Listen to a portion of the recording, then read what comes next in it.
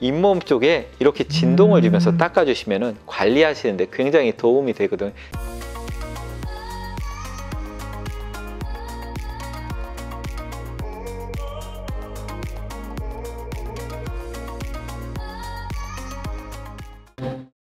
자, 안녕하세요.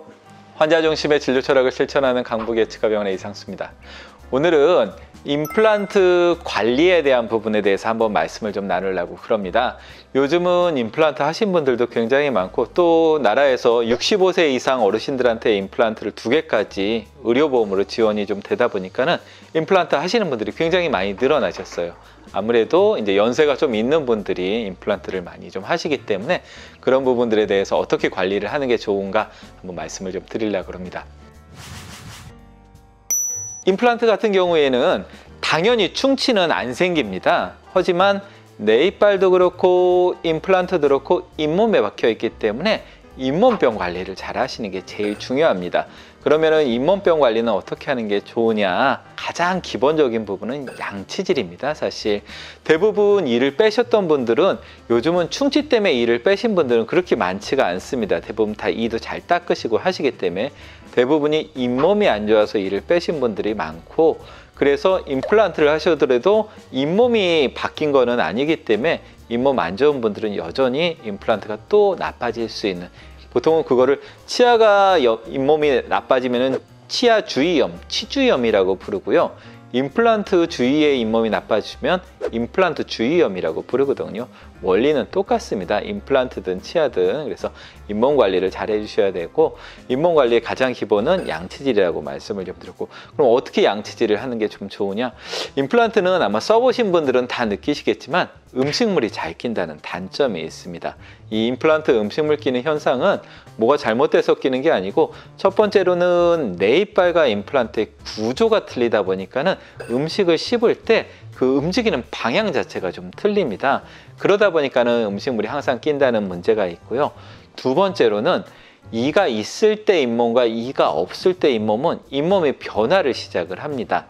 근데 안타깝게도 임플란트는 잇몸에서 이로 판단하지가 않고 이가 없다라고 판단을 하기 때문에 이가 없는 쪽 잇몸으로 변하게 됩니다. 가장 기본적으로는 잇몸뼈가 흡수가 되고 공간이 좀 넓어집니다. 그러다 보니까 음식물이 또 잘 낀다는 단점이 있으시거든요. 그래서 양치하실 때 그 사이사이 낀 음식물 찌꺼기를 잘 빼주셔야 되고요. 역시 치간칫솔 쓰는 게 가장 중요합니다. 그래서 치간칫솔을 잘 쓰셔갖고 사이 부분들을 잘 닦아주시고요. 지난번에 영상 보여드릴 때 바스법이라는 거를 말씀을 좀 드렸어요. 임플란트 같은 경우에도 잇몸 쪽에 이렇게 진동을 주면서 닦아주시면 관리하시는데 굉장히 도움이 되거든요.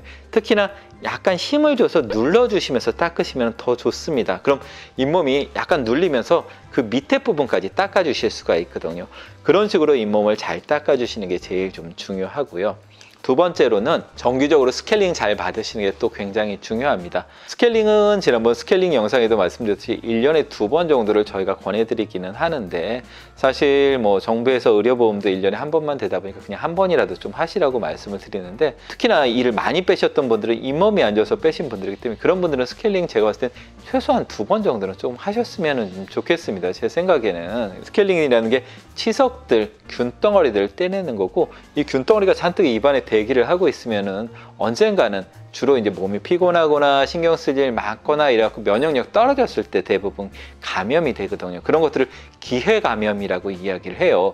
외부에서 균이 들어오는 게 아니고 내 입안에 항상 살고 있는 균들이 기회를 항상 엿보고 있다가 우리 몸이 힘들거나 피곤하거나 해서 면역력 떨어질 때 감염이 되는 거, 그런 기회 감염들이 생길 수가 있기 때문에 그런 것들을 많이 좀 하시는 게 좋고요.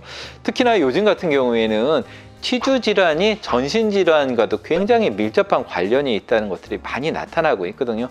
그럴 수밖에 없는 게, 사실 우리 몸속에서 균이 제일 많이 살고 있는 게 입안이거든요.